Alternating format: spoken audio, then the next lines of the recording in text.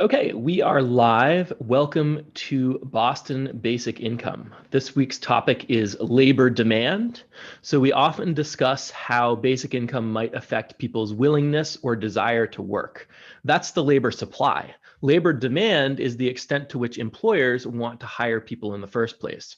What does it mean for there to be insufficient labor demand, and how does basic income change things? So some of us read an article by Jared Bernstein from 2018 entitled The Importance of Strong Labor Demand. It's a policy paper. Bernstein was the chief economist for Joe Biden back when he was vice president, and he participated in the Intelligence Squared debate about basic income a few years back, which we talked about on here. So the labor market is essentially a market for people's time. People always spend their time doing something, and there's a fixed amount of it. There's a fixed amount of people's time.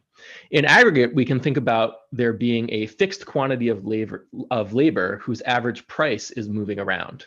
But it's also true that at any given price point, there's a certain quantity of labor that employers are willing to pay for at that price. So an increase in the demand for labor can mean that at a particular wage, there are more hours demanded at that wage. Or more generally, if we're thinking about the economy in aggregate, we could say that an increase in labor demand means that the total amount of money that employers are willing to pay out in wages has increased. So the question I want to pose to people as we go around the room, the starting question is, why is labor demand important? Is strong labor demand a good thing? And how does basic income fit into the picture? So we'll start with Eddie, and then Neil, and then Richard. Go ahead, Eddie.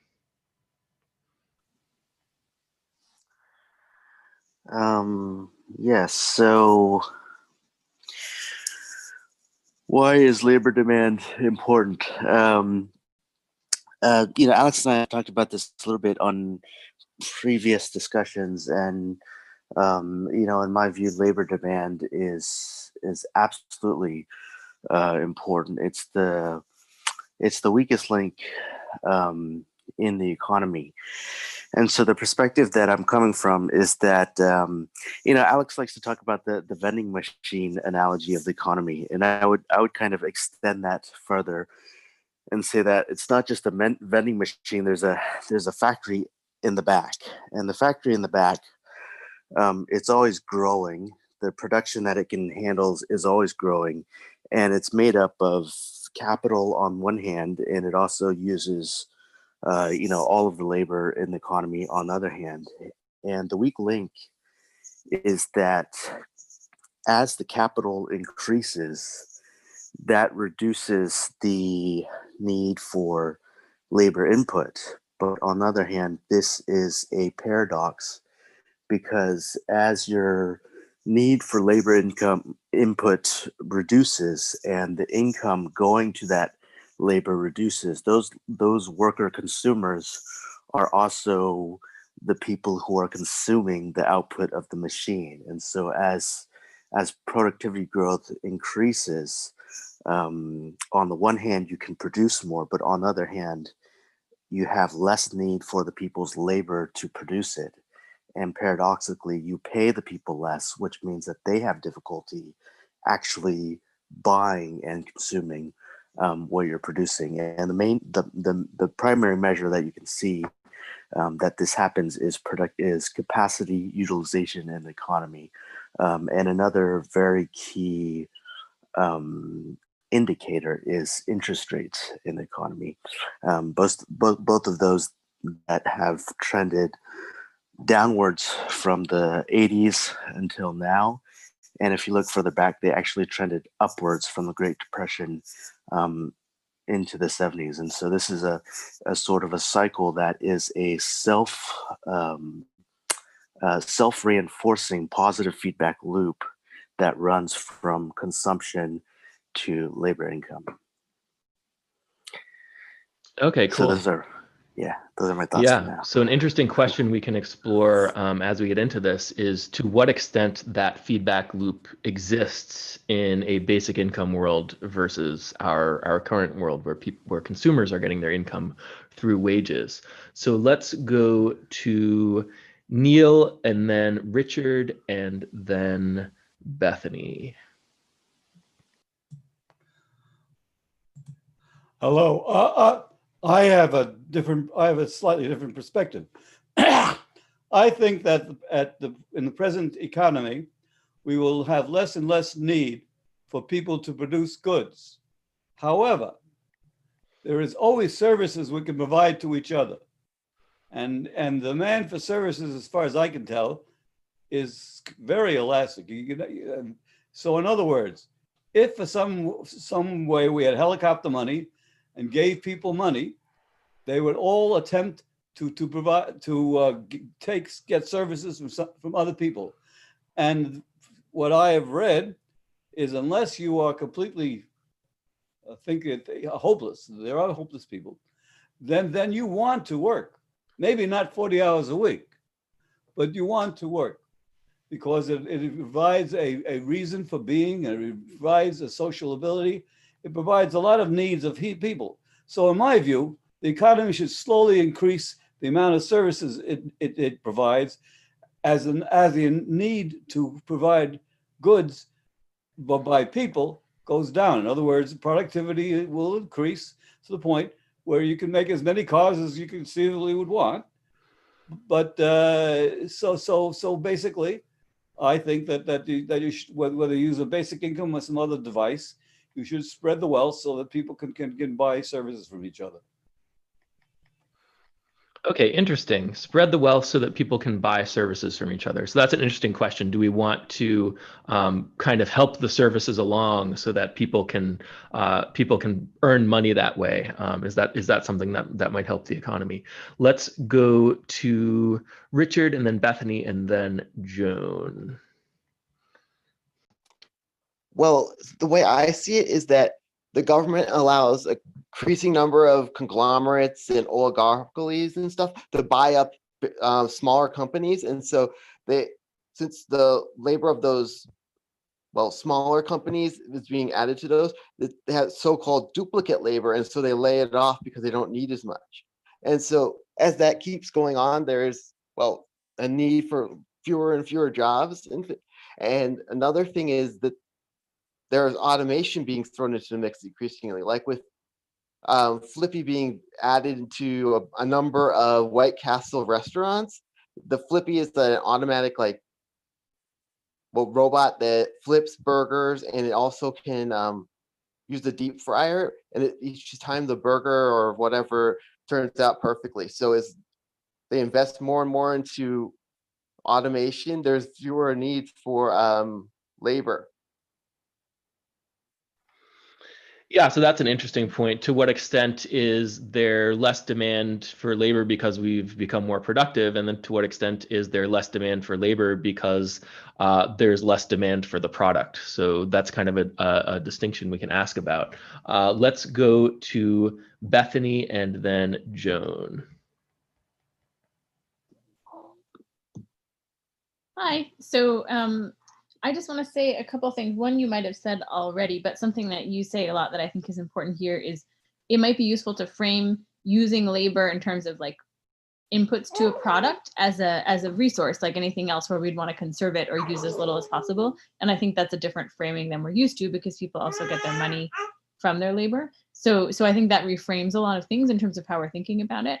And in terms of what Neil was saying about people wanting purpose and so on, I guess I would just make the distinction between contributing in some way or doing something that feels meaningful, which is often paid, but not always, and paid labor. So I think they're overlapping but distinct concepts in the sense that like sometimes what people are paid to do doesn't feel very purposeful or meaningful or like rewarding for them. Sometimes it does. And there are lots of ways that people contribute to others or contribute services or other things like that that aren't paid labor. So we might want to make, I usually find it useful to make a distinction between the like paid labor versus just making contributions in different ways. Yeah, I think that's an important point. We can think of labor as a resource, and our discussion last week was about resource conservation. And do we really want to be maxing out our use of people's time? Because at the beginning, I was talking about how people's time, there's a finite amount of it, and they can either spend it doing one thing or they can spend it doing another thing. To what extent do we want to set things up to pull people into doing something else, into spending their time in another way? Do we want everybody to be spending all of their time in a way that's different than what they would choose to do if they didn't need to because they had to earn money or something like that? So I think that's an important question as well. Let's go to Joan. Yeah, I was going to speak to Neil's point also, but now also Bethany's point about not factoring in the need for people, not just to feel useful, but to feel that they're actually contributing in the way that other people are contributing. So there are a lot of people who can't make up a meaningful life without a job. And there are a lot of people who feel that they're only normal if they're doing what other people are doing to earn money. And so volunteering, fake jobs that get created, that aren't really doing anything real I don't think the answer for those people. And I don't think they're a small amount of people. I think there are a lot of people who feel that to be a full member of society, you need to contribute through the labor market, not through volunteering, not through making up something purposeful in your life, which a lot of people can't do anyway, but through actually contributing labor. So I don't know how big that segment is, but I think I don't think it's wise to overlook that. And so the idea of making up jobs comes into play here. I mean, we kind of scorn that in here as well, let's make work or bullshit jobs. But in fact, there may be a reason for doing that other than getting people wages. Yeah, I think that's exactly right. And we've talked about this before in here. In order to provide the most benefit to people in our society, in our economy, do we want to put resources into providing activities for people to do? And then, if is it a sports club? Is it something that you actually pay to participate in because it's something that benefits you? Or is there something, special about having to earn money or having to feel like you're contributing something to the input of the economy or something like that? And if that's the case, then we have to do some kind of trickery and actually create work that's not necessary and kind of convince people that it is necessary and that they're contributing to the society and all of that. I don't know that we have to go that far, but I think there are wrinkles like that. You have to provide meaningful activities for people so they can have meaning and purpose in their lives. It's not all going to happen on its own. So that's certainly something we need to pay attention to. Let's go to Bethany. Go ahead. Yeah, I had a response to that, or a couple of responses. One, I think we've talked before, but I think it's useful to separate the issues of what that might occur in the transition to basic income from the issues that might occur once it was established for a long period of time, and there was sort of like a cultural shift around it, perhaps. I'm thinking of the fact that, for a long time, like aristocracy weren't necessarily expected to have a job. Now super wealthy people often do still want to have something that looks like a traditional job, although not always. But there have been periods of time where people did find meaning and purpose without kind of paid labor. But I think, as Joan pointed out, it depends on what other people are doing and kind of like what the culture is. And so I think this is especially an issue in the transition. And I'm more optimistic that after a long period of time, if there were a basic income, the culture would kind of shift, and people who grew up in a situation with a basic income and so on might feel differently, and might even learn better to create other kinds of purpose besides like a job in their lives, because they would expect that in the first place. And I think you see a little bit of that even in people based on their socioeconomic status, like people who go to Harvard, where I teach or something, like they definitely expect to have to work, but there's also a sense that they should be picking something important, that they should like be sort of forging a path. And maybe, I don't know if everyone maybe doesn't have that, and that might make it harder to like transition, but I think they could have that in a world with a basic income if people were expecting it. And then what was my other point? Oh, and I think another point that I think Joan and you were talking about too is that we're going to do a better job optimizing the goal of meaning and purpose and like into sort of in people's lives if we're explicit that that's what we're doing.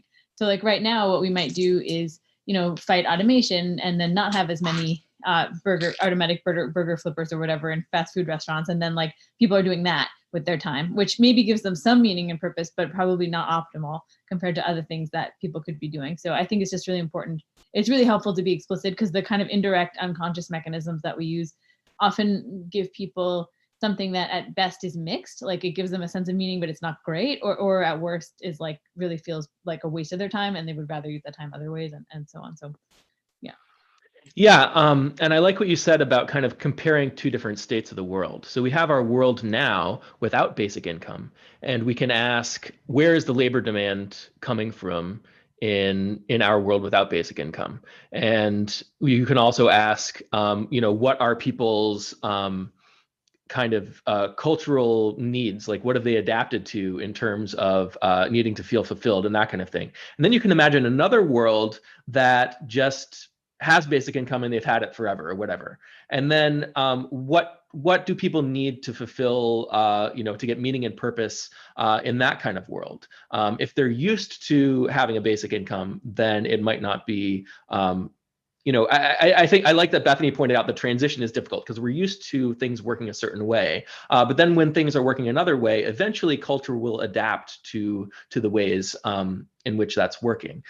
So we might need to put measures in place to facilitate the transition, but maybe some of those measures go away after several generations and people get used to the new way of doing things. We don't have to pretend that people are contributing and earning money anymore, that kind of thing, except to the extent that we actually do have an efficient labor market where we are paying people to do things. Bethany, did you want to respond to that? Yeah, I just wanted to quickly say that we sometimes talk about the government stepping in and trying to help with meaning and purpose, but I think over time, at least, this would happen on a cultural level somewhat naturally. So it's not like people would be on their own necessarily. Joan pointed out, like, not everyone could sort of just like all of a sudden on their own, like figure out how to add structure or like meaning to their lives. But I think rather you'd have like whatever social institutions and like people to copy and like groups to join, or I'm not sure exactly what it would look like, but I think people wouldn't be on their own. I think that it would evolve. And probably outside of government to a large extent if there were the need. Maybe not right away, like you said, but over time. Yeah, I think that's right. Some of it happens just with people on its own, and then you might need the government to help in some ways or provide some support as people undergo the transition. So I'm going to go to a quote from the article, and then we have a couple more people with their hands up. So this quote is from the beginning of the article. By conventional measures, the US job market has suffered some degree of slack for about 70% of the time since 1980. The absence of persistent, strong labor market demand has a significant negative impact on wages and incomes, with these costs falling disproportionately on the least advantaged. So something that's interesting here is that if you're living in a world with a calibrated basic income, then it has no effect on incomes anymore, right? Because you're actually maxing out people's incomes, and Eddie was talking about this feedback loop where people get incomes from jobs and then they're spending that money into the economy. So the demand for labor pays the labor, and then that stimulates demand for the rest of the economy, and it provides this feedback loop. That loop goes away in a basic income world. I mean, it's still there to the extent that people do get money from jobs and they spend that money, but ultimately people's incomes are not, in aggregate, are not going to be determined by wages. So that's an important thing to pay attention to.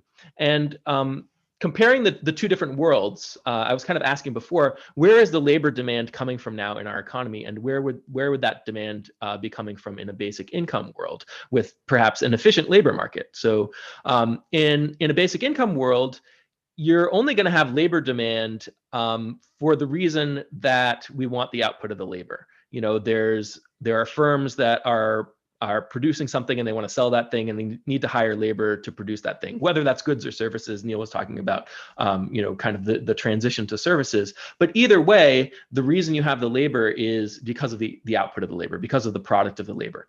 In today's economy, a lot of labor demand is not coming from the demand for the product of the labor.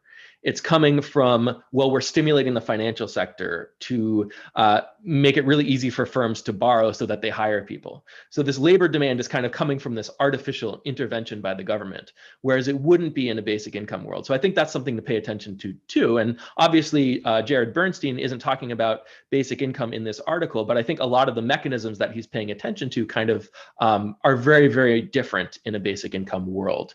Let's go to Eddie. Go ahead, Eddie.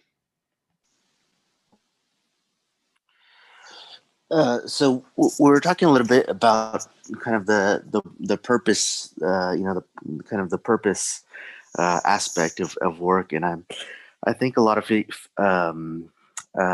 thinking about that is fairly off. I mean,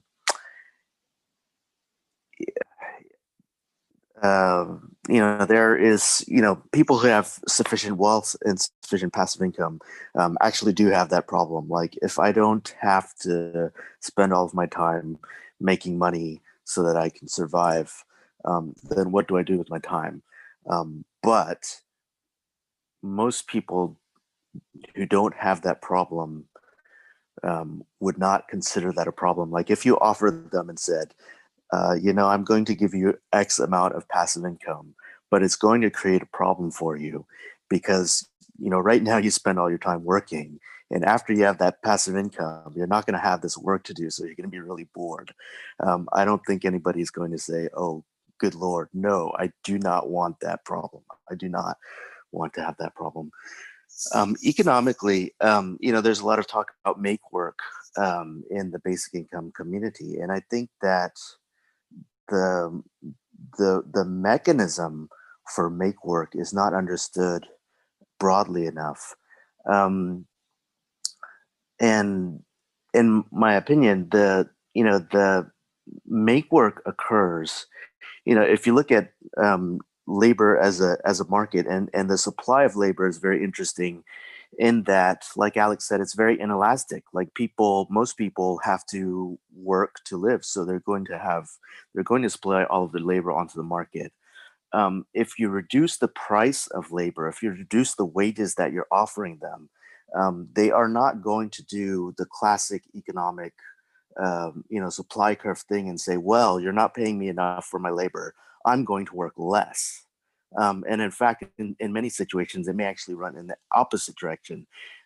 It may end up that because they're not making enough money per hour, they have to work more hours. They have to supply more hours because the price is down.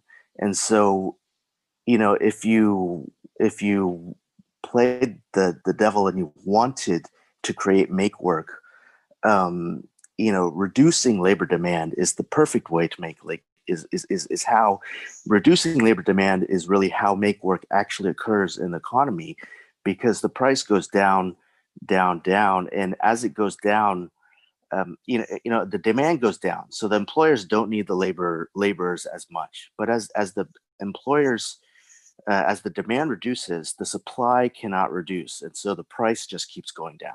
And as the price eventually goes down enough that the employers say that it stimulates enough demand at a very low price, so that the employers are saying, well, we don't really have much for anybody to do, but if people are working for just $10 an hour in a $20 trillion economy, then okay, we'll find something for you to do, but it's not going to be a really great job. It's just something silly, but at least it's worth $10 an hour to the employer. Regarding the moving to the Fed and interest rates, I don't think that's a very effective way for the Fed to make employers hire people, because when interest rates go down and companies have a lot of access to money, we've seen what they do with it. They don't take all of that money and say, oh, our job is to hire more people. No, they take all that money. They say our job is to maximize shareholder value, and we don't have anything to do with the money. So we'll use it to buy back our stocks. we'll just send the money straight to our shareholders. That's what we're going to do with it. So those are, yeah, those are my thoughts for now.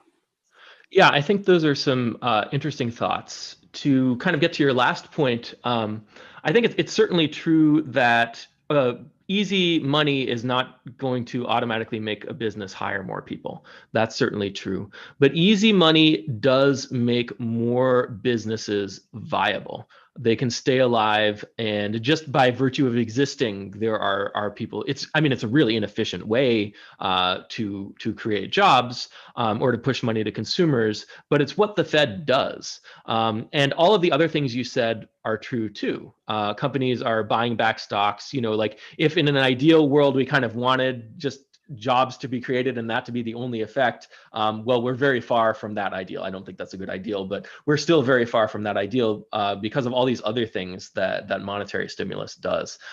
So what ends up happening is we end up pumping so much monetary stimulus into the financial sector that we get just enough job creation to prevent the price level from dropping. And then we get all these nasty side effects, including asset bubbles and the business cycle and all that kind of thing. So I think you're right in everything you're saying, but I think it's also what the Fed is trying to do and what the Fed thinks they're doing. They think they are lowering interest rates to bring up the level of employment or reduce the level of unemployment. And of course, Bernstein talks about that a lot in this article.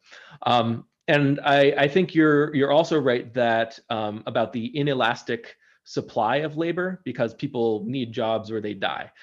So a reduced labor demand in terms of the amount of money that businesses are willing to pay for for the labor hours that they hire, that can increase the amount of hours worked at that level. Of course, unless you get down to zero, because we can, of course, imagine leisure time as just labor that's being paid zero, or volunteer time as labor that's being paid zero. I think some of the points that you're making, they kind of require that you divide between people's leisure time and their labor time. So at a particular time, this is when you're working, this is when you're performing work, this is when you're at your job, that counts as labor, whereas in the other time it doesn't. Whereas if we imagine a more continuous pricing of people's time, then it can go all the way down to zero. And if there's a certain minimum that people need to survive, then as the price goes down and down and down, they have to work more and more and more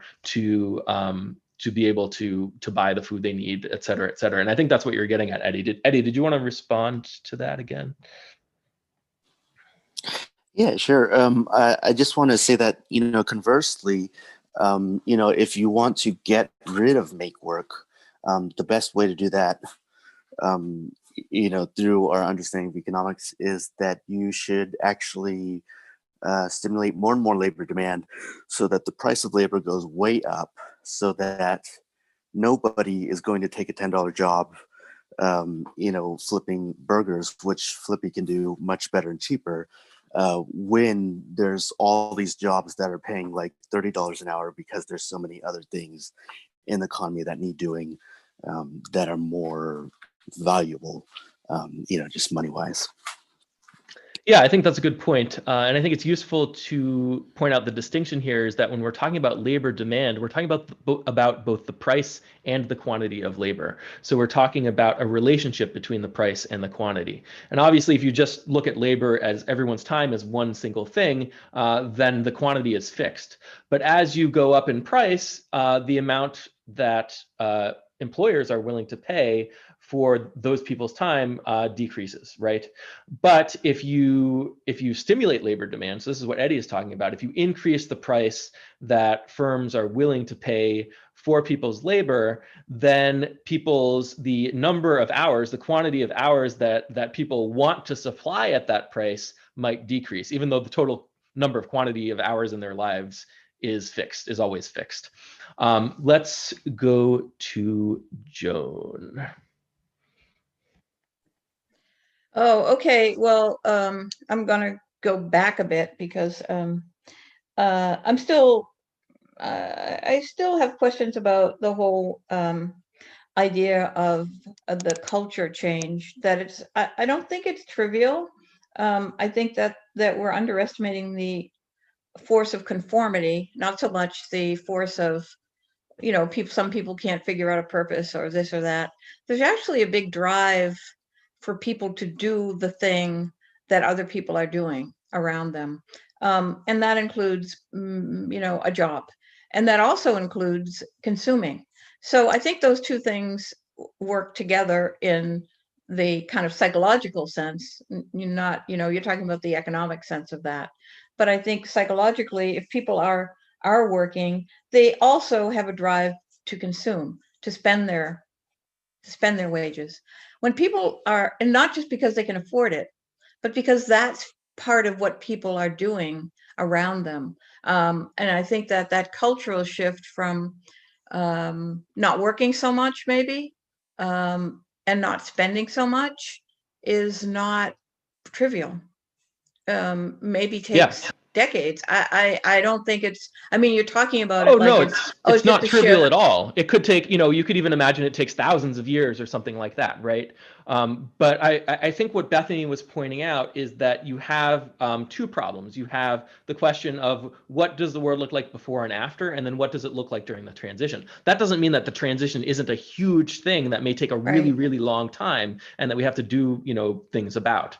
But I like what you say about people wanting to do what other people are doing around them. If you can imagine a world that's had basic income for thousands of years, then maybe the stuff that other people are doing around you, it doesn't look like our economy now. It doesn't look like, getting a job and earning a living and that kind of thing. Do you want to respond to that, Joan? Yeah, I do. Bethany and I talked about this, that, the conformity aspect could come into play if there is basic income across the board. And then what other people are doing, you look to your left and your right and you see that other people are not, working and are not working as much as they did. And so that becomes a norm. So yeah, I agree with that. Mm-hmm. It takes a while though. Yeah. Yeah, that's exactly right. And if the norm becomes not to work, then maybe you have to pay people more to get them to work, right? To kind of overcome, like, oh, most people are not working. How do you pull someone away from their life of leisure? You might have to pay them more. And I think that's true not only just because of the cultural norms, but also because people need.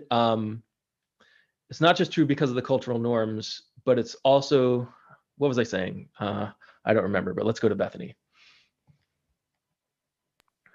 Yeah, I was just going to kind of add on to this conversation and say that you already also see that people seek, they kind of seek prestige in different ways. And one of them is paid work that gives you money, but it also gives you some status, right? But there are other ways that people seek status too. Like, not only do I work, but I have like a garden we were talking about last time, or I have like a cool way to brew my own beer, or I don't know, take photographs, or I help out and volunteer, whatever. So I could imagine that forms of like looking to other people and seeing what they're doing and seeing what's bringing them status could still be very similar, but just less of the time, perhaps it would be a paid job, or maybe even there would be a recognition that being paid in a job, we even have a little bit of this now, like there's sort of like a trade-off maybe between focusing on something because it gives you money versus focusing on something because you have other reasons to do it, like personal interest or, the contribution it makes or your own creative talents or something like that. So you could even see an extension of what we see now, which is like there can be extra prestige sometimes for not being paid.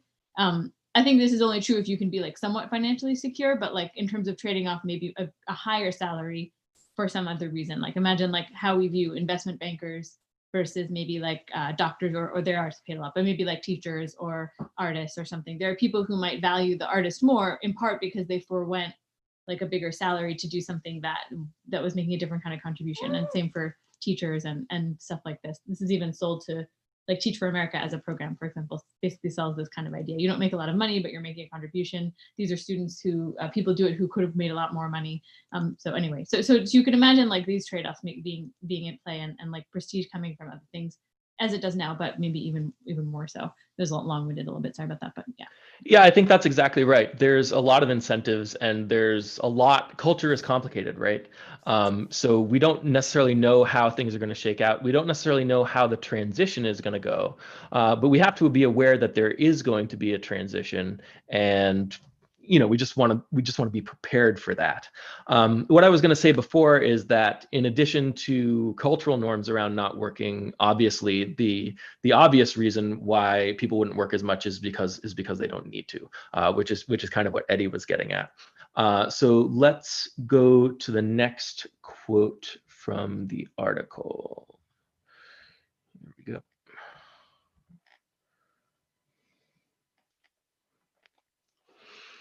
Two estimated variables are typically used as benchmarks for calculation of labor market slack. First, the so-called natural rate of unemployment, and second, potential GDP. These variables are not directly observed, but must be inferred from other data in the context of a particular economic model. So this is a really tricky thing. Assuming we even care about labor demand and increasing labor demand and decreasing, labor market slack, the question is, how can we tell how far away we are? And the typical measures is that the Fed is looking at the level of unemployment and saying, well, a lot of people don't have jobs, therefore we can stimulate the economy and get those people hired and kind of get things going again. That's kind of the conventional view. And then there are also measures of how high is GDP compared to what we would expect it to be. So this is, these are measures of the productive capacity of the economy, which also aren't really connected to the real world. It's you have kind of a model about and a theory about how all the different variables are connected, and you make an estimate. And I think, what we would find in a basic income world is that our actual economic output, our actual production would end up being a lot higher than our estimates of what our capacity is today. Let's go to Neil. I have 2 points, if I can remember them. The first point is people do not like to move. They are in a particular area, and they know what's going on in that area. And we have a big problem in this, and basically that's part of the reason we have the particular social debate we're getting right now. People do not want to stop doing whatever they have been doing because they're used to it. And there are suggestions, hard to do, that the government should subsidize older workers who are stuck in where they are, and so that and wind down whatever industry you're talking about. In other words, provide enough money so that it pays to continue that whatever you're talking about in the area where it is. But wind it down because they're only going to subsidize older workers, and newer workers know it's going to die. And also the government should provide money so that people can move easier when they're young. People might move when they're young, but when they're older, it's unlikely. Then there's additional friction problems. I've lost my other point of view. But the world is a little complicated. If you provide a basic income, by the way, I was going to say, I have not needed to work for maybe 20 years. I've saved enough, but of course I kept working until they put a pistol to my head and they said, you're retired. You can't work. Okay, and then my job now is singing. That is what I've taken up. Now, I hopefully am providing happiness to some people, and that's why I think I do. So, but that is now my avocation, and but just because I could stop working, I didn't want to. I couldn't work as much because I was older. As you get older, you're just harder to work as long. Yeah. But that doesn't mean I didn't want to work. As much as I could, I wanted to be with the people and continue doing what I was expertise at, because that's what I knew. Yeah, I think that makes a lot of sense. So a question we can ask is, to what extent do we want additional measures to help people move, to help people find things to do? And this is kind of what Joan brought up, to find things to do with their time if they're not working at their previous job anymore, if they're not living in their previous place anymore. And I think basic income on its own can help with some of that, but not all of that. Obviously, Right. if you have a basic income, then that gives people more money, so they have the option of moving if they're younger or older, maybe more likely to move if they're younger. But it doesn't help with maybe some other things. Like, a lot of people just don't know what to do with their time. We want to provide exciting things for people. I think it creates a market, though, right? If you have all these people out there that have money to spend, now if you're an entrepreneur, you have a lot of opportunities to sell things to people. All of these people are bored at home with their money. What are you going to do? What products are you going to come up with? What activities are you going to come up with to try to sell them? What experiences and services and that kind of thing. So I think it creates a whole new market, but there's a little bit of a vacuum there as the market catches up with this demand. You can think of boredom as a form of demand. Bored people with money are sources of demand. So let's go to Eddie. Go ahead, Eddie. So I love that that we have this part here, this quote with the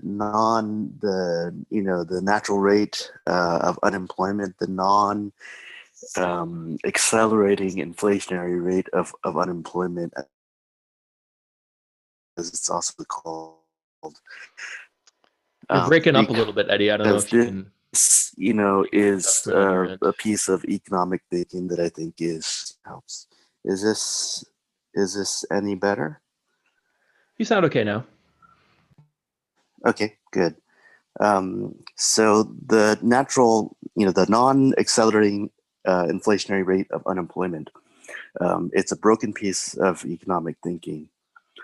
You have unemployment on one hand, observable, and you have inflation on the other hand. And then you have a theoretical Phillips curve that relates the two to each other. But the problem is that the Phillips curve apparently changes unpredictably. So if it changes unpredictably, then this is basically like a fancy mathematical model that basically says we have no idea how these two things are related to each other, because we thought it was related with this curve, but then it didn't follow that curve, so obviously the curve changed. Basically economists are not admitting that they just don't know. Yeah. So the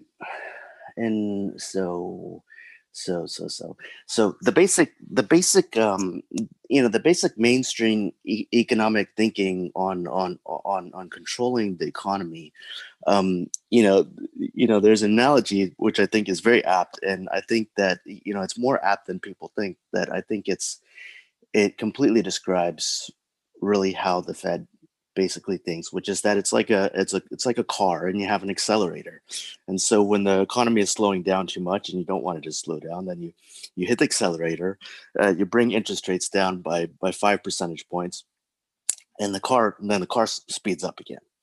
And it's as if from the 80s until now, it's as if you started off with your foot completely off the accelerator and the car was going just fine. And then a recession hits, and so you hit the gas a little bit, and the car speeds up again, and you get through the recession. And then another recession hits, and you hit the gas again.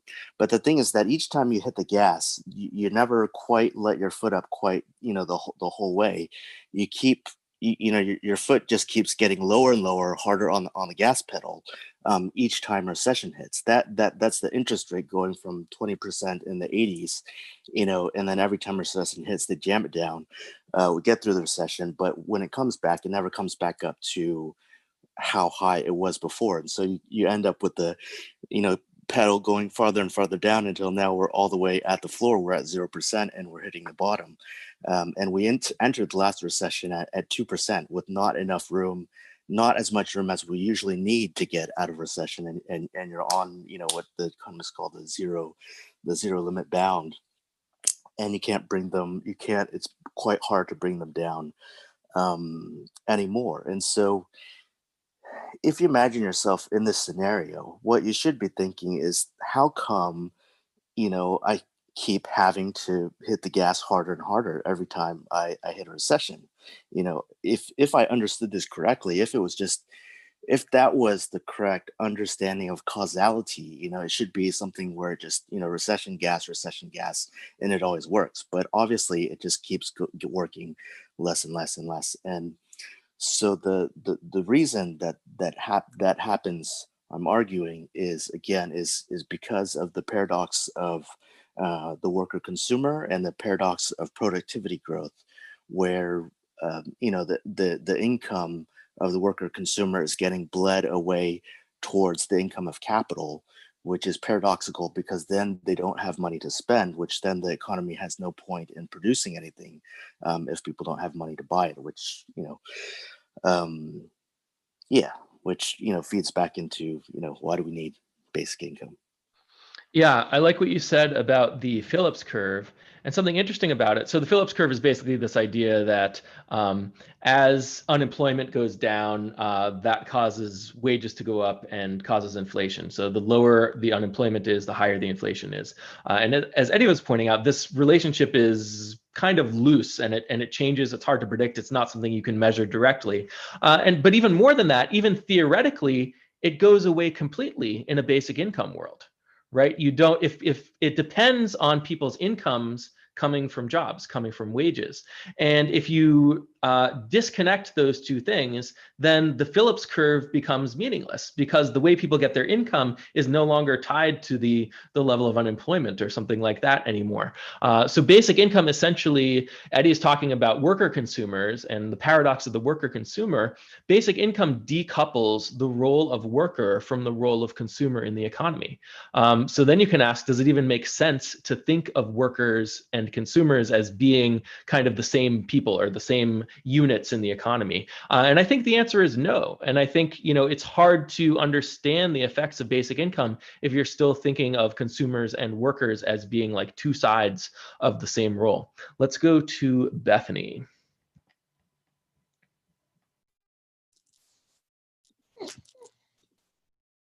Yeah, I just had a few points related to what people said. So back to the question of like people knowing what to do or not. I guess retirement is an interesting example where people, at least at a certain phase, expect to stop doing their normal job and maybe struggle to figure out what to do, or maybe don't struggle. It kind of depends on, I don't know all the data on that, but certainly there's a variation.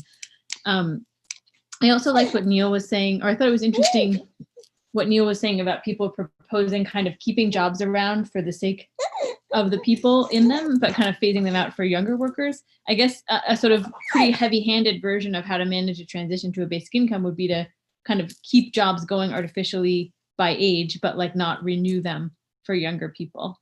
This is maybe, I don't know if this is my favorite solution, because it would take up people's time and like resources and stuff and maybe be a bit wasteful, but you theoretically could do that. You could just sort of like keep those jobs limping along, or like going for the people who've been in them for a certain amount of time. And then the last thing I wanted to say is, this is more about labor supply, I guess, than demand. But if people find that they really want to have the structure of going into a traditional kind of paying job, I would assume that would perhaps mean that they don't have to be paid as much to do it, given that they're getting a basic income, and might on average increase the amount of basic income we could give people. So one of the like open variables that we talk about is we don't really know if people, how incentivized people will be to do things if they have a basic income. Like, will a small amount of basic income mean that everyone wants to stay home and do nothing, right, for work, or at least for paid work? If that's the case, maybe the amount of basic income is lower than if people really want to go out and have a paid job. So I just wanted to tie that into the discussion we were having, that if the world we're in is one where people actually really get a lot of value out of the paid job outside of the money itself, it might increase the amount of basic income we can give people by decreasing like the average wage, I think. Yeah, if you don't care how much you're being paid and you just need a job, then you can get paid a lot less at your job. I think that's an important point, and that ties into labor demand, because we can ask, how important is labor demand Or how is labor demand relevant or affected in a world with basic income? Kind of an open question for this discussion is, if in a basic income world, is labor demand going to be higher or lower than it is in our current world?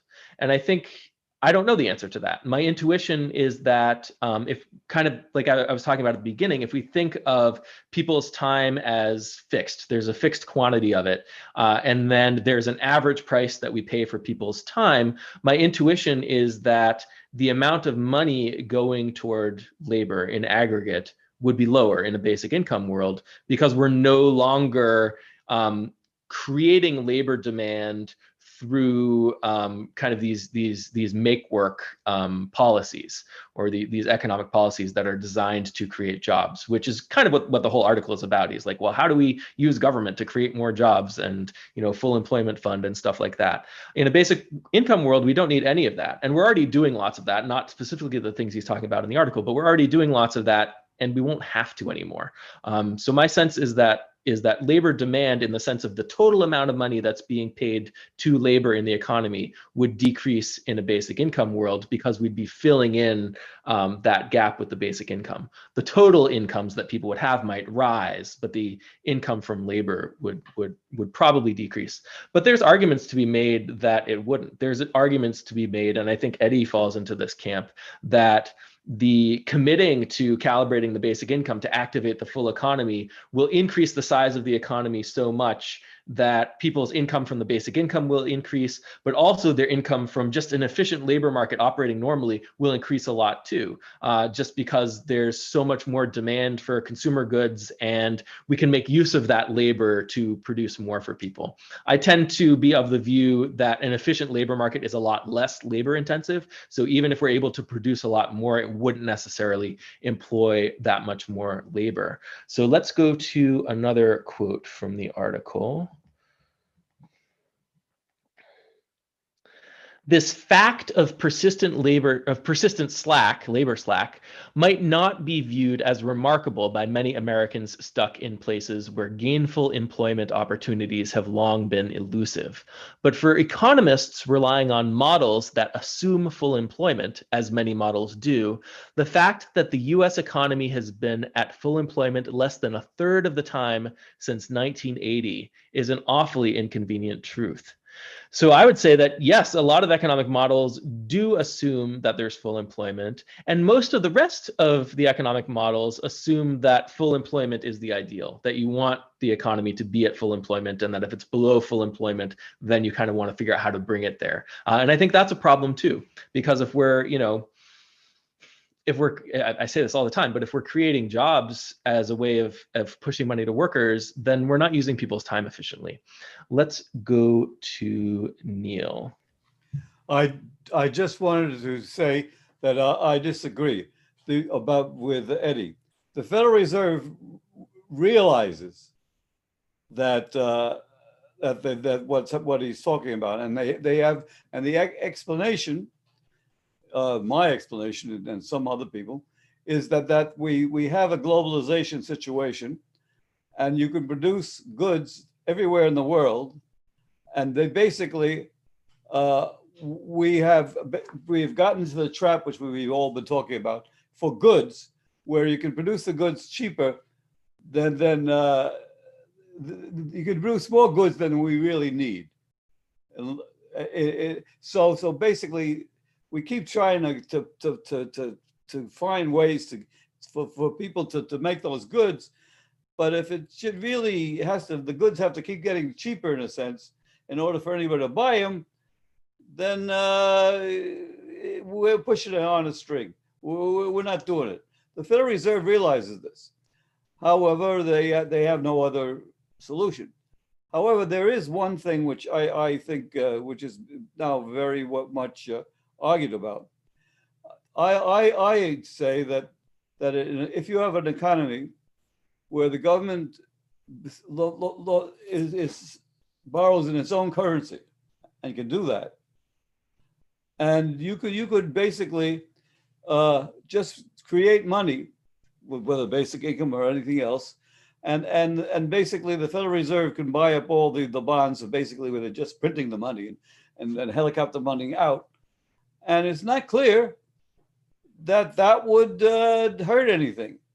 It's not even clear. Japan has been trying to do that, trying to get out of the liquidity trap for 20 years, and they haven't been able to do it. So one way of putting out helicopter money is basic income. And that to me sounds much more reasonable, because now it doesn't matter that you know really don't, that these older population really don't want to do status things. They don't really maybe they want to take some people want to take trips. I mean, but many people want to just stay with where they are and talk to the people they've been talking to forever. And so you could basically just provide a basic income, and until finally I assume finally you would get into an inflationary problem, you could just keep printing money, and that you could get out of the trap which we are now in, where too low interest rates are not good. They're not good because you don't allocate your resources correctly. The interest rate should be higher than the inflation rate, so that firms which are non-productive go out of business.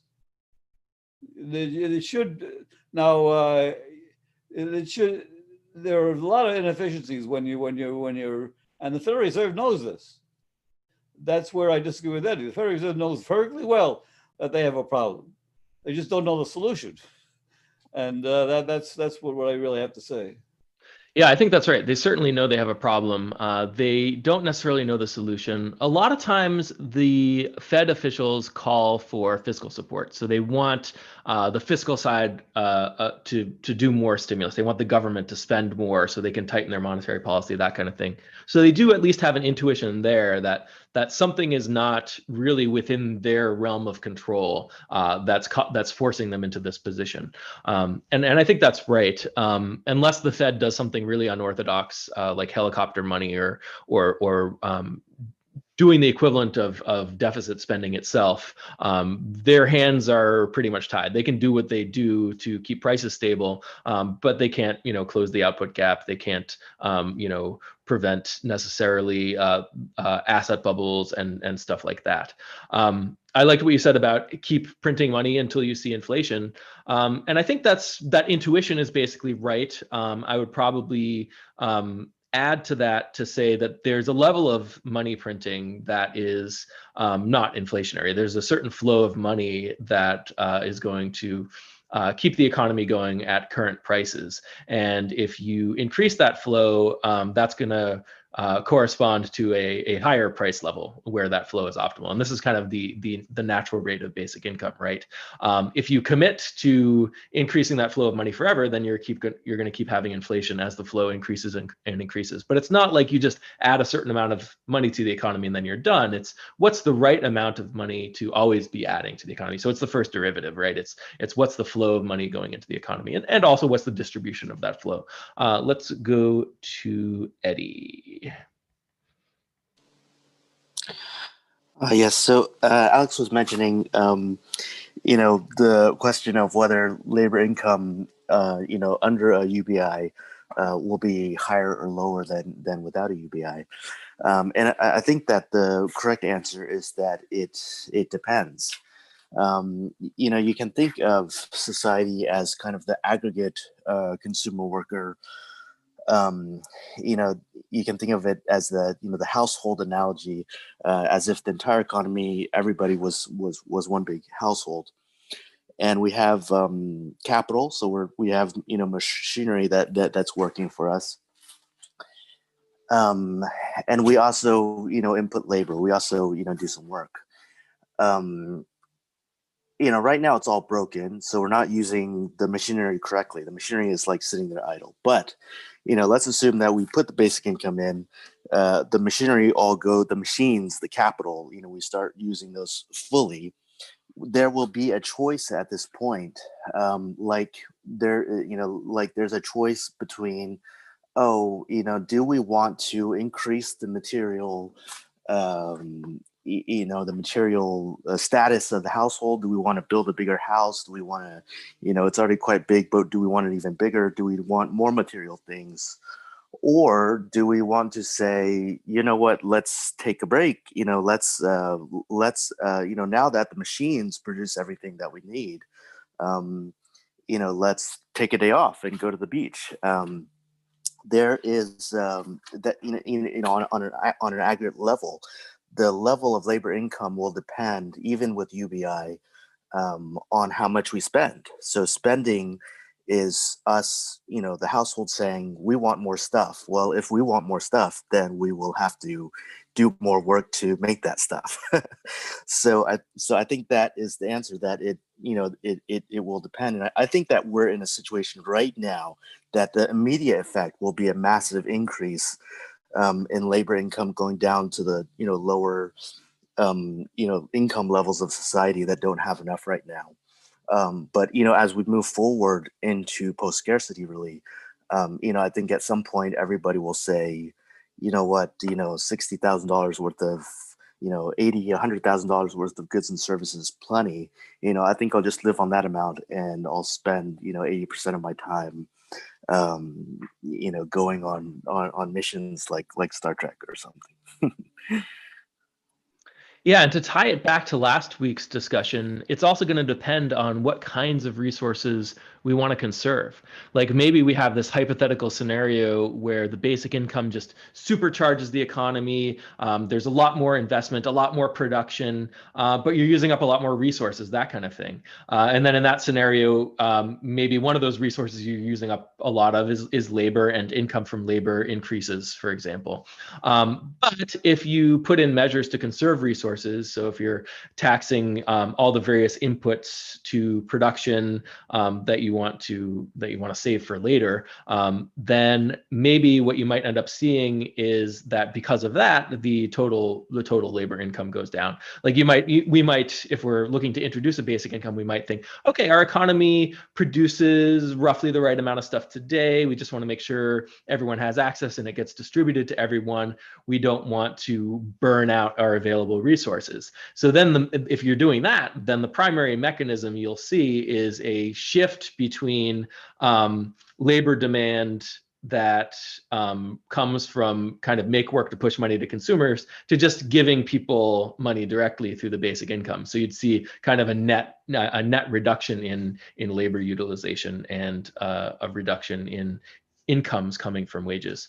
Let's go to the article, Jared Bernstein again.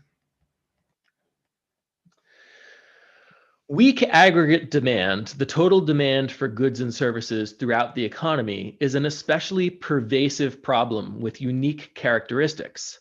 By definition, it suggests resource underutilization, which implies some degree of market failure, thus warranting a policy response.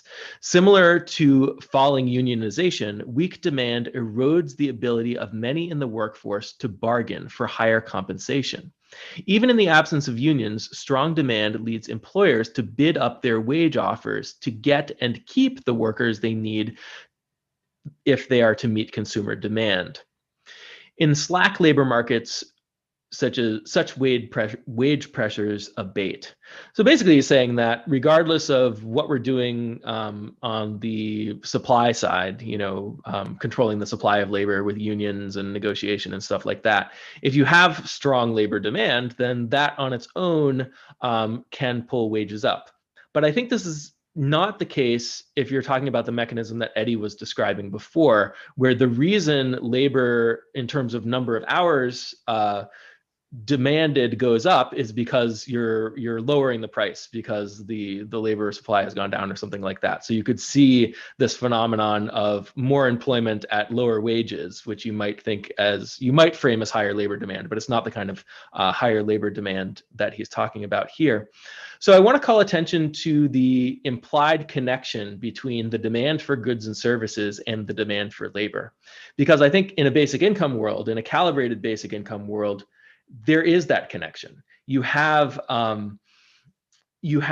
the labor demand is more of a translation of consumer demand and also real capital investment, right? If the labor market is efficient, then that's what's happening in the basic income world. In our world, labor demand is not really that well connected to what's actually happening in the real economy, what's actually happening with consumer demand, right? So even if you boost consumer demand in today's world, that won't necessarily translate to more jobs. If you boost, money going to businesses so they can, or it does very inefficiently, right? So let's go to, no one has their hand up. Okay, let's go to another quote.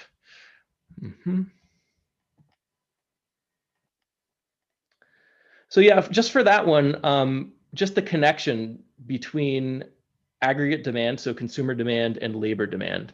I think there are a lot of assumptions that economists make about what would happen in an efficient economy that would be true in a world with basic income that aren't true now because we use so much economic policy to intervene with the markets. So that's kind of the point that I wanted to make there. So let's go to this next quote.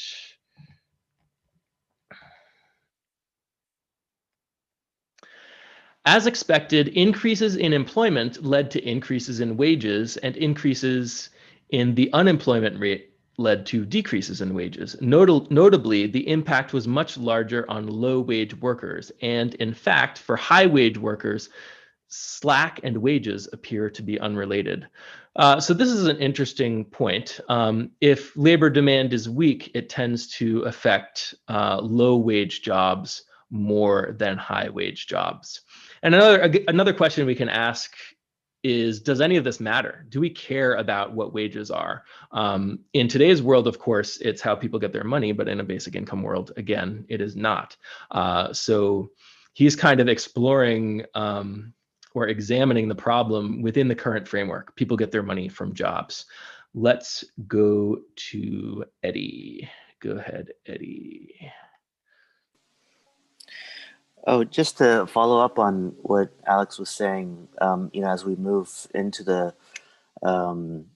UBI, into the UBI, economy, one of the ways, and to follow up on the household analogy, one of the ways to think about that is that that as we increase the UBI, we are really and we get it high enough so that everything that people need, everything that people spend on, is mostly created using capital, and only a little bit is created using demand. What's happening is that the income in society is shifting away from labor income into capital income, that we're using the machines. And so it's really, this is actually another perspective. This is another way to look at what UBI is it's actually, universal capital income.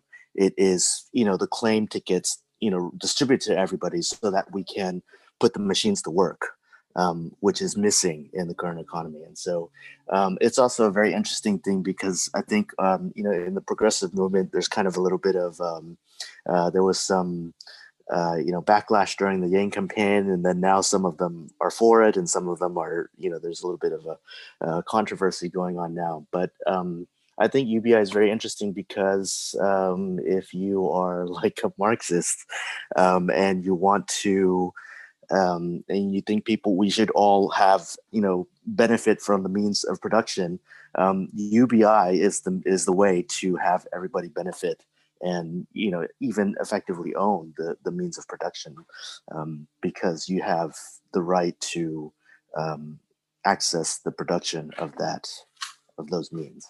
Yeah. Yeah, I like what you say about shifting labor income to capital income.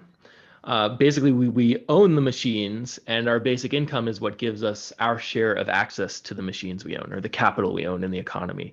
And I think that is the right way of thinking about it. It is a form of ownership, and any money you get from anywhere kind of represents a claim on the economy. So it does represent a form of ownership of our collective productive capacity.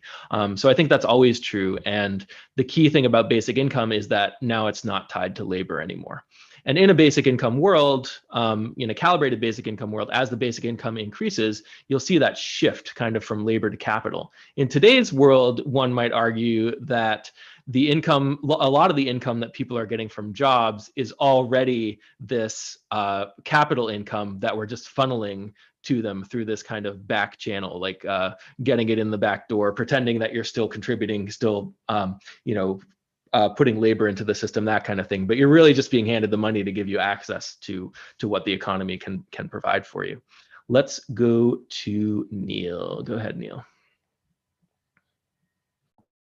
I would just like to point out that, excuse me, I want to lower my hand. I just point out right now that all these wonderful theories just don't account for the fact of the stickiness of people to wherever they are. You cannot lower the unemployment rate, not because of your curve, but because people will not move. They really will not move. That is why you can have pockets of extreme poverty in an area, and people won't move because the fear of going to somewhere where they know nobody is more than the fear, until they get to starvation, more than the fear that they have very low income from where they are. And all these wonderful theories don't account for that. And that is really what, to me puts a flaw in the present system on what unemployment can be. You have to have a certain amount. You will never get zero income because you never get real full employment, because you have these areas where there's no reason for business to open up because there's nothing there, and there's no reason for people to move because they're frightened that if they move, they're all left without a lifeline. So I think that most economists don't put that in their models, and that changes things a lot if you realize that. Yeah, I mean, I think what they do is they just account for the fact that there is kind of a natural rate of unemployment that you can't go below. So the economists are not thinking that you can get everyone a job who wants one at a certain rate. They think you can go so far and then it kind of stops. So in terms of why it stops, I think the stickiness, people not wanting to move, that's part of it, right? So that's kind of where it goes into the model. But I don't think they're ignoring that. I think they're just kind of factoring it in this way of saying, oh, there's a natural rate of unemployment. And that can include frictional unemployment, like people are between jobs. It can also include people don't want to move, that kind of thing. But it's also, worth asking the question, why this is a useful goal. And I guess we all here think it's not necessarily a useful goal to try to boost labor demand or achieve full employment or something like that. We did a whole one of these on full employment. We also did a whole one of these on the housing market and how basic income affects people's incentive to move. So even if people are stuck living where they live and they would be better off somewhere else, it would be nice if they'd be able to move. Even if we don't care about getting them a job or getting them employed, reducing unemployment, it's still nice if people have that flexibility. So I think basic income can help with that.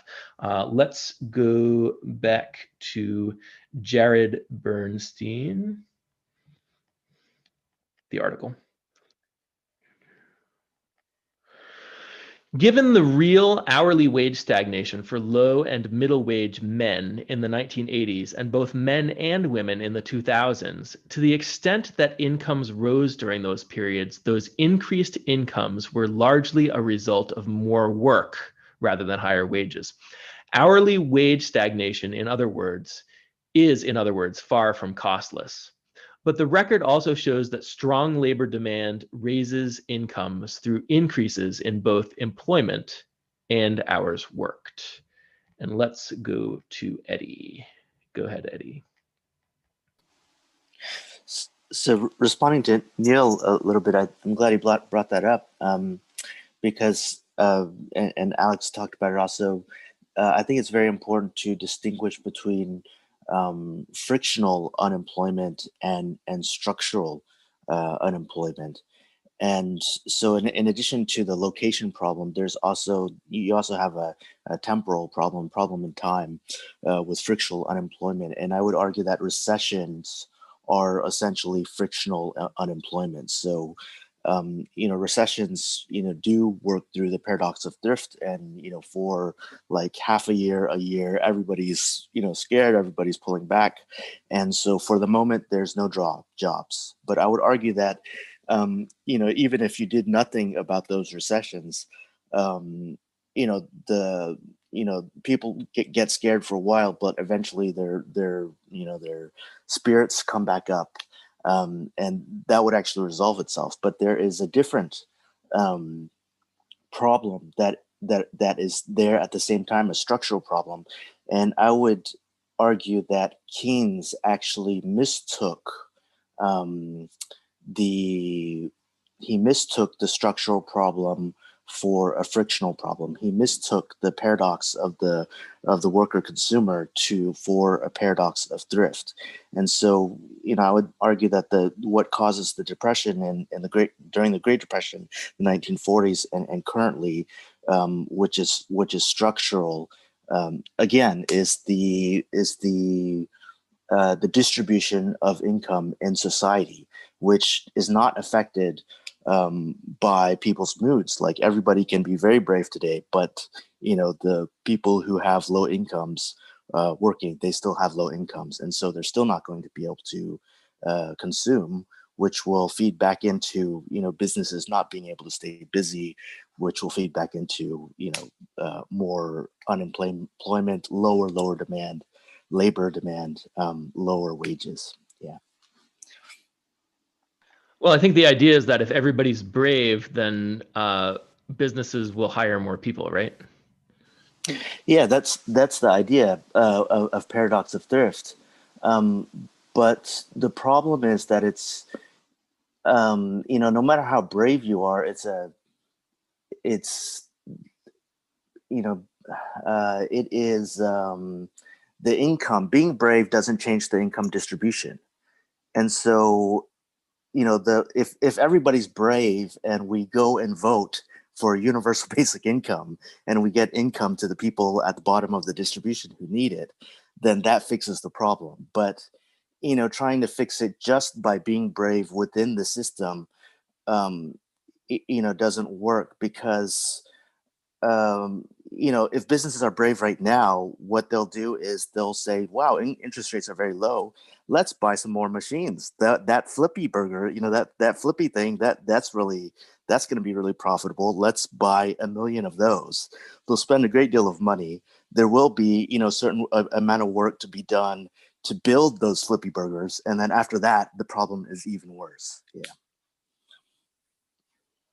So you're just saying the effect is really weak because a lot of this stuff is not very labor intensive, and then once you're done, you still all the whatever jobs you happen to create disappeared because you've made the investment, and meanwhile people are stuck with not very much money.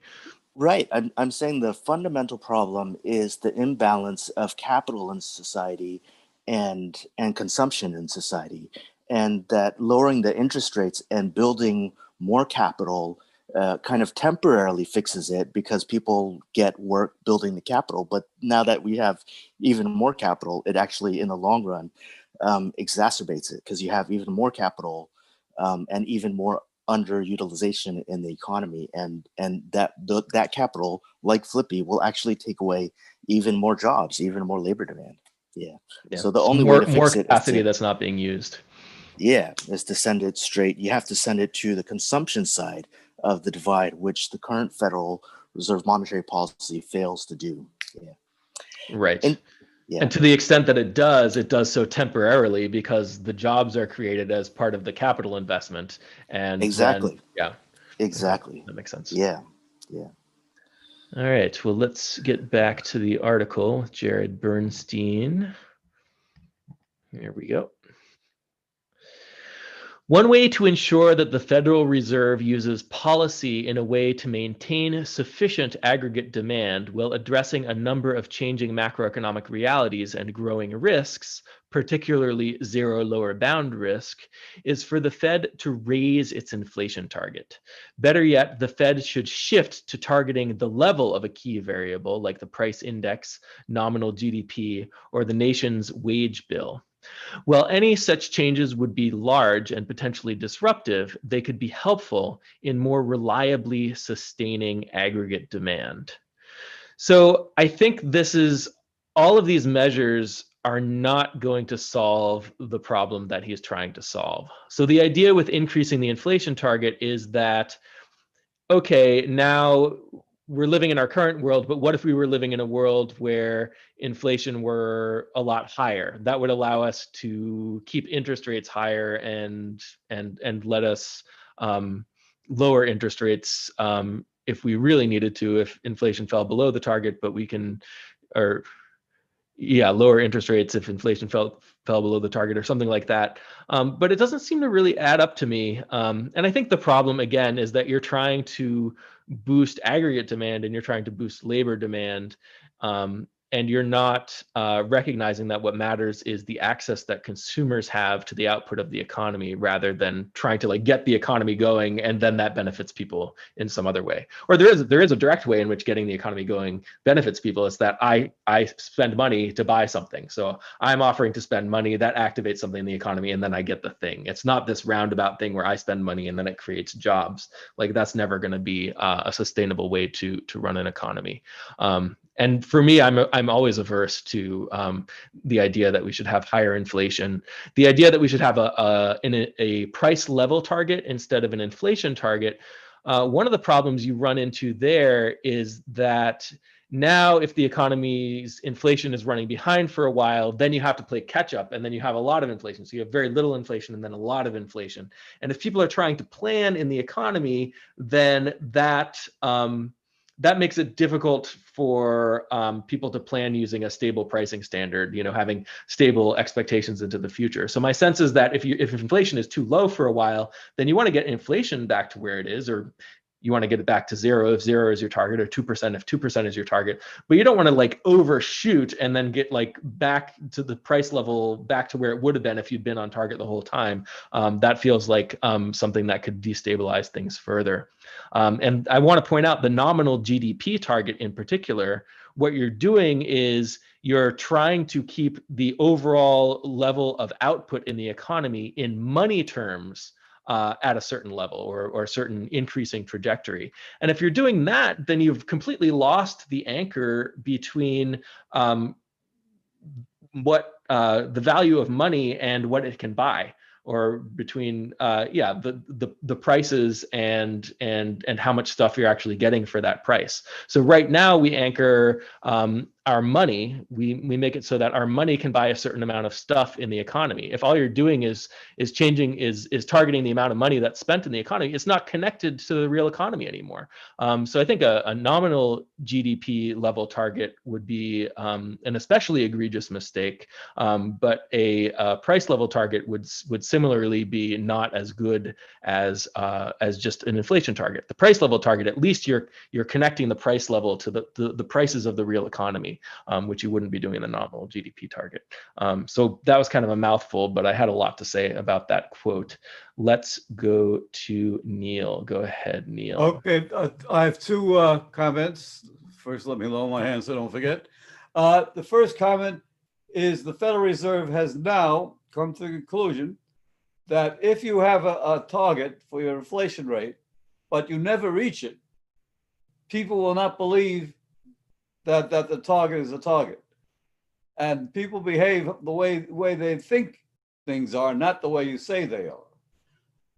And so the Federal Reserve has changed its policy, and they have said that we will allow marginal amounts higher than our 2% for a reasonable amount of time, so that we can approximately average 2%. So they've compromised. They say we cannot do what you're talking about. You cannot just stick at at an inflation rate, because if we don't get there all the time ever, then people won't believe us. Yet if we let take any other target, we get into the problems you were talking about. So they have attempted to get a good optimum answer. And let's see the other thing. Oh, Eddie keeps thinking that in terms of capital goods, and I keep saying that we shouldn't worry about capital goods in this economy. We should worry about services. And I could hire an awful lot of teachers. I could hire an awful lot of cops. I could hire an awful lot of social workers. I could, and then they all you could say they're all doing reasonably good things, but they're not producing anything. And I could hire, I could set up cruise ships, and people work on the cruise ships. So an awful lot of this economy is now services, and the problems that Eddie's talking about do exist in a lot of economies, but not in our particular one at the present time. So those are my 2 points. Yeah, so a question we might ask is, or I will ask you directly, why would we want to hire a lot of these various services? Why would we want these cruise ships and teachers and police officers? Why would we want it more than say we have now or something like that? Because we don't have an optimum number.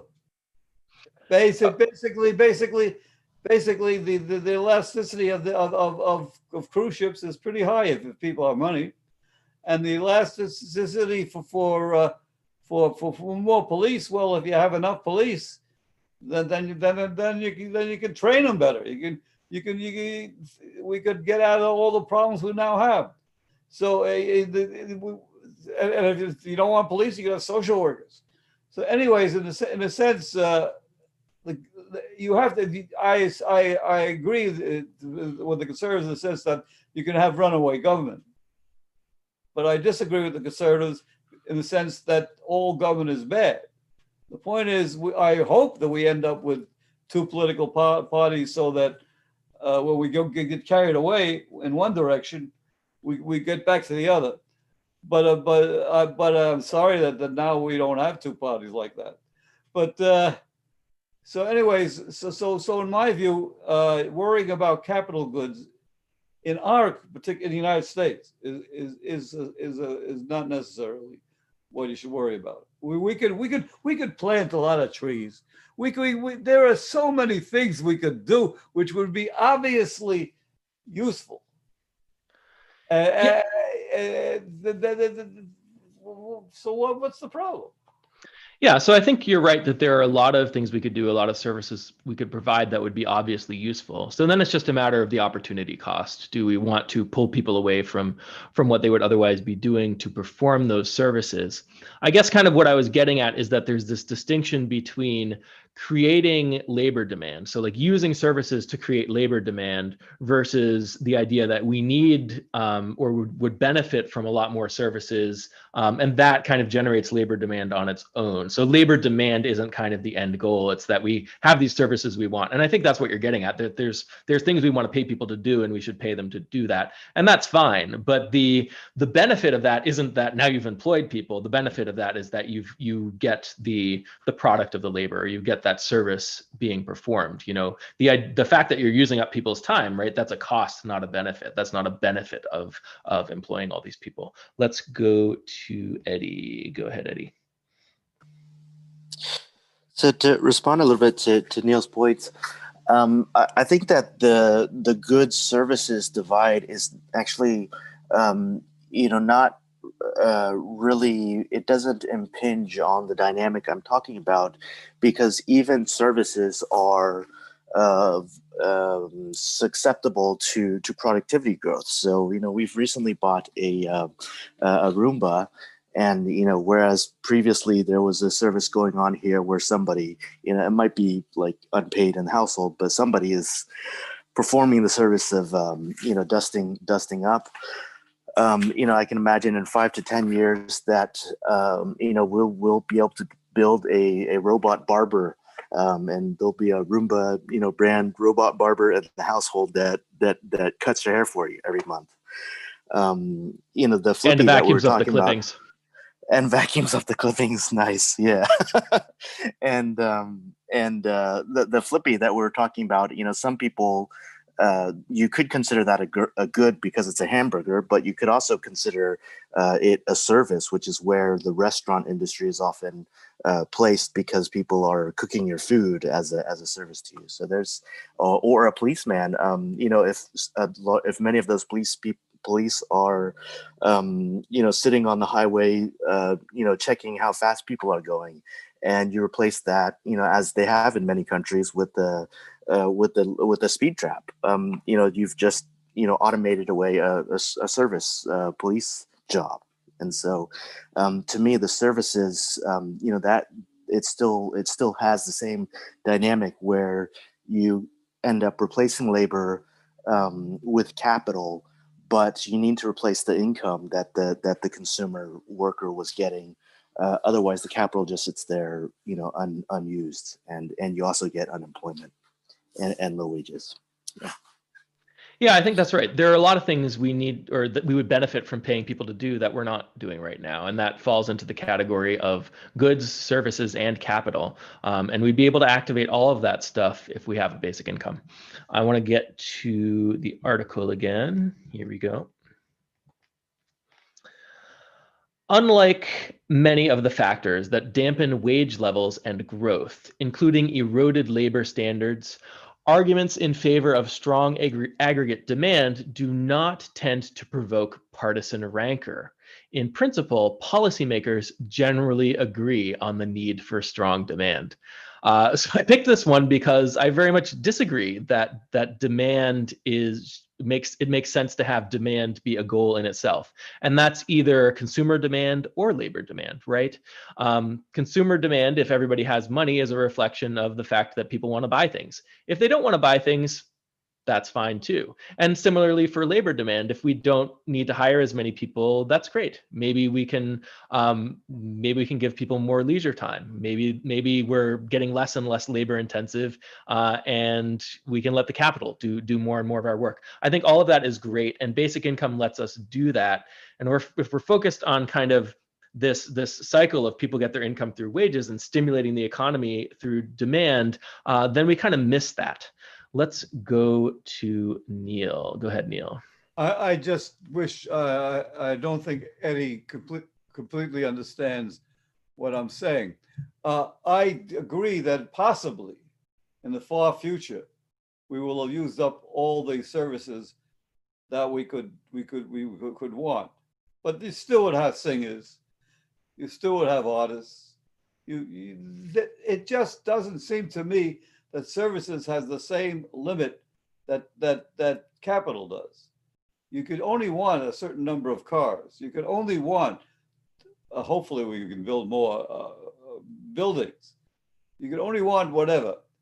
But services, to people helping other people, we could, my God, you go to a restaurant, one of the reasons you go there is you get service. If you have a completely automated, they've tried it.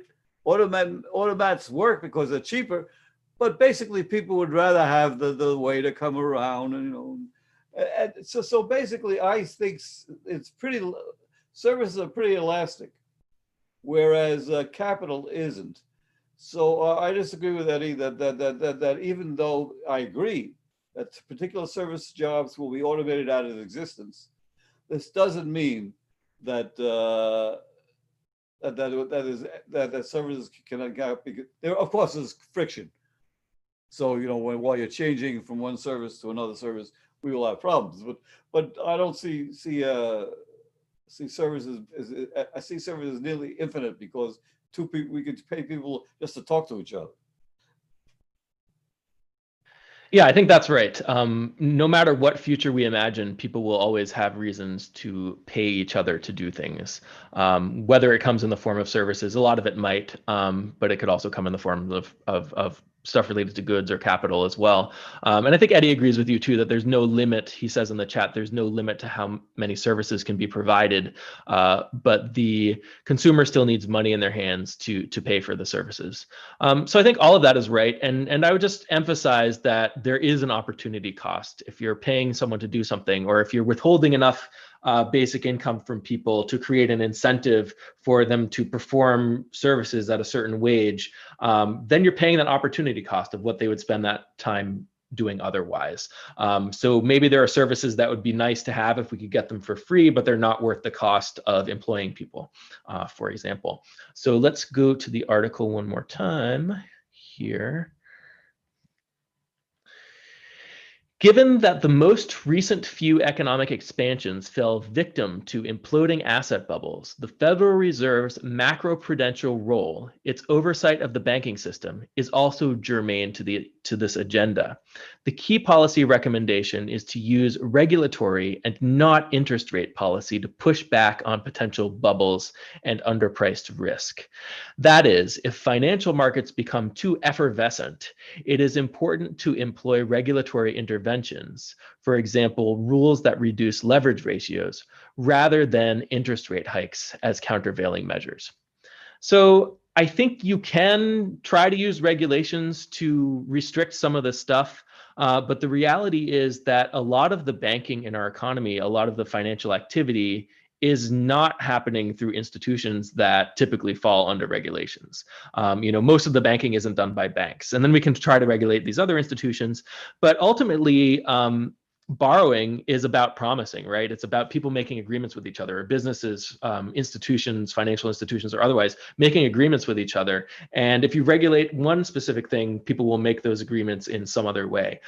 So I think there is a role for regulating the financial sector, but I'm skeptical of the idea that this could be our main tool for preventing asset bubbles. I think if you have a basic income and you allow yourself to raise interest rates a lot, you don't have this problem where the high interest rates, cause people to lose their incomes, because the basic income is giving people their incomes. But you do get the benefit of the high interest rates reining in lending activity in the financial sector. Go ahead, Eddie. I used to, put some stock to think it was reasonable, the Austrian view that, or the view of some Austrians, that the Federal Reserve is basically, blowing up an artificial bubble, and this is not good. Since coming to capital consumption theory, I've changed my mind about that, and I now think that the entire situation, including the asset bubbles and the asset price inflation, again, is actually a symptom of capital consumption imbalance. And that and if you look at the Fed, the Federal Reserve, and the government as a whole, if you add those things, two things together, the Federal Reserve is expanding the monetary base. They're pumping money into the financial sector, but the government as a whole, through government borrowing, is actually taking about 10 times that amount out of the financial sector by borrowing the money and using it for government spending. And so, it's clear that to me, now that what they call the savings glut, the glut of financial capital that's running around the world with nothing to do, and that's what drives down all the interest rates and the discount rates, and drives all the valuations up. That would exist even if you took the government out of the picture and you had no Federal Reserve. Yes. Yeah, I think that's right. If the government is borrowing, then if anything, that drives interest rates up because they're selling treasuries onto the market, and that drives up some kind of risk-free yields, right? So Yeah. that makes borrowing more expensive in the private sector. I think that's exactly right. So we are getting to the end here. I want to go around the room, get people's final thoughts on labor demand and its relevance to basic income. And we'll go in the same order we went in the beginning. We'll start with Eddie, and then Neil, and then Richard. Go ahead, Eddie. Ooh, I'm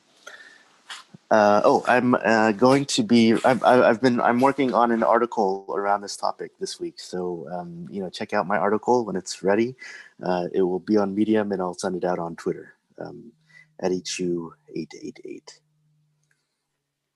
Okay, fantastic. Eddie Chu, CHU 888 on Medium. Let's go to Neil, Richard, and then Bethany.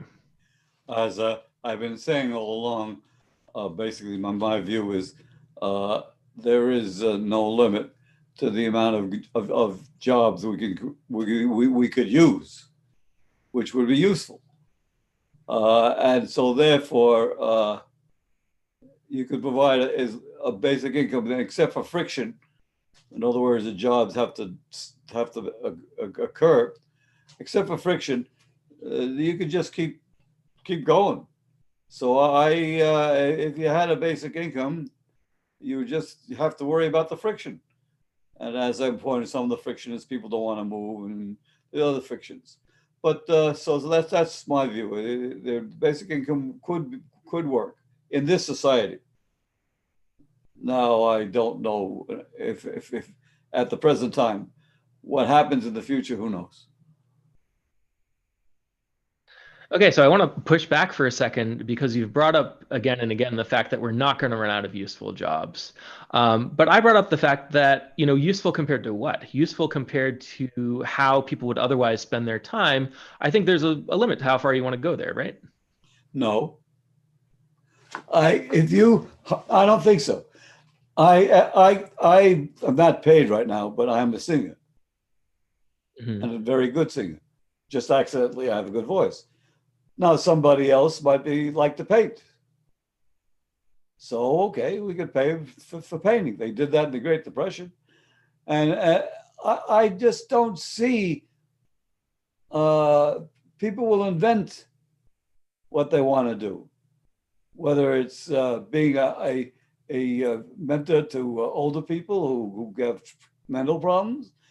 There's so many things. I don't see the limit you do. That's the only difference.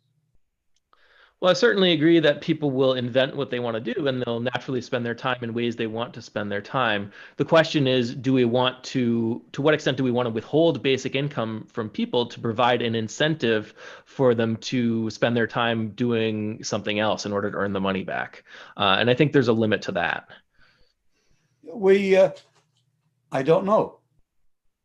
Because I basically think people feel productive in very different ways. So you would be interested in keeping the basic income lower to provide an incentive for people to don't know if you need things. I have no idea, but I know that people like to do things. They want to socialize. Now, sure. And basically, there are some jobs that are just so bad that maybe you if you made the basic income so high it wouldn't work, but there are very few. But there are an awful lot of people who like to do all sorts of strange things. So I'm not as worried as you are. But the issue is that if you're paying people, you're pulling them away from what they actually want to do, right? No, not necessarily. I don't see it. I don't. I got paid for many years for doing what I love to do. If you weren't paid, would you have done it? If I could live without it, sure. Okay, there you go. So then it's not a job anymore. It was always a hobby, in your point of view. Yeah. But the labor market is for when we need to get people to pay people to do something else with their time, right? The labor market is for when we need to pay people to do something else with their time, something other than what they would ordinarily do. That is a fact, and that is a reason why we have different wages for different jobs. Yeah. Sure. But that's a limit on how much basic income can be. But I think it's much less of a problem than you do. I think that there are a lot of people who want to be cops. There are a lot of people who want to be teachers. There are a lot of people who want to plant trees. There are a lot of people who want to farm. They just like to do it. Okay, that's great. That means we don't need to pay them, right? In a sense, if they had enough money, you don't need to pay them. Yeah, all right. We agree, but we do. So okay, but so I got paid for what I love to do, and I had to. I got paid, but so what? I mean, not everybody is paid for what they love to do, but hopefully we'll have a better match if we have a basic income, and jobs have got to be made more attractive in order for people to do them. So I don't think that is as a big problem. I just don't see it. I'm not sure what you're describing as a problem. I don't know. You've described a problem. You say you say that people won't work because they have a basic income, and all the studies I've seen, that's not true. People. I don't think that's what I said. Well, that's what I take it you say. Okay. All right. Well, let's continue with the final. Let's go to Richard, and then Bethany, and then Joan. Go ahead, Richard. People need to be open to living without jobs. They need to, and they need to, some people need to have some sort of status. Well, they can have it through gaming. Like, I want to be the highest person on the board, or they can find a second life, like the gaming system Second Life, where they can actually create their own life, idealized life in another gaming world, or they can invent a holodeck like in Star Trek, so they can actually create tables or weapons and things out of light. And they just need to have the opportunity to do these things. And with basic income, they could have the opportunity to do these things. Yeah, I like that. Maybe you could even say that basic income increases the demand for zero wage labor or leisure. Let's go to Bethany and then Joan. Yeah, so I guess just two things. One, I guess I still don't know for sure the answer to your question about whether basic income would increase or decrease demand for labor. I tend to be with you, but I guess it's just something that we'll have to find out. Do with you that it might decrease it, but it's something we have to find out. And then the other thing was just to speak to, again, what you and Neil were talking about. I think that goes back to what I was saying before, which is like, the more people want to do stuff anyway, given that they have like some foundation of money, if they don't need to be paid extra to do an activity, then those activities will get done anyway. So let's say that if we need a lot of teachers and people are willing to teach for free or for very little money, I think that just frees up more money to give to people in a basic income. Otherwise, we might need to pay people to get them to do that work because we need that work, and then the basic income might be smaller. So I feel like you and Neil are kind of on the same, maybe a bit more on the same page than you realize, but that's how I would tie it together. And I think I said that earlier, but let's bring it back. Okay, good. Thanks, Bethany. Eddie, do you have another final thought that you want to add? Nope. Okay, your hand was up from before. Okay, so as to the question of whether basic income will cause an increase or decrease in labor demand, I think Bethany is right that we don't know the answer. I think it depends on a lot of things, but I think even more importantly than that, it doesn't matter, right? What matters is that when you have a basic income, when you're getting money to people through basic income, instead of creating jobs, any labor demand you do have is, I forgot Joan. Go ahead, Joan, if you're there. I am here, but I was just going to pass anyway and say thank you for the discussion. It's great. Okay. Yeah. Thank you. So yeah, what was I saying? I was saying that maybe it doesn't really matter whether basic income increases or decreases labor demand. What's important is that if you have an efficient labor market and you're not creating jobs, you're not creating labor demand as a way of getting money to consumers, then the labor demand that you have left in your economy is the right kind of labor demand. It's labor demand that's productive and efficient, and we're using labor efficiently. So labor demand is maybe higher, it's maybe lower, but what matters is that the labor market is efficient. So I think that's kind of my final word on labor demand, and maybe people can go into researching kind of the nuances of what might lead to higher labor demand or what might lead to lower labor demand. But overall, I don't think it's that important for the discussion of basic income. So next week's discussion, we're talking about neoliberalism. So neoliberalism is often it's an ideology. It's an approach to how we want to structure our economy and the world. And the idea is that kind of the broadest sense of it is that we want to be able to set the parameters for markets such that they benefit people the most.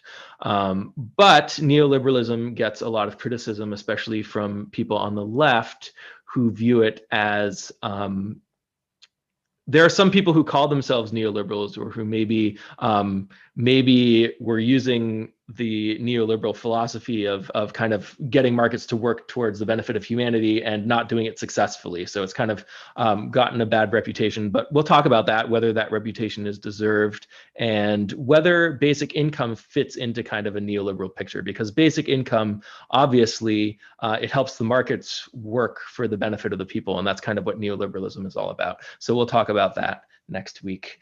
Thanks, everybody.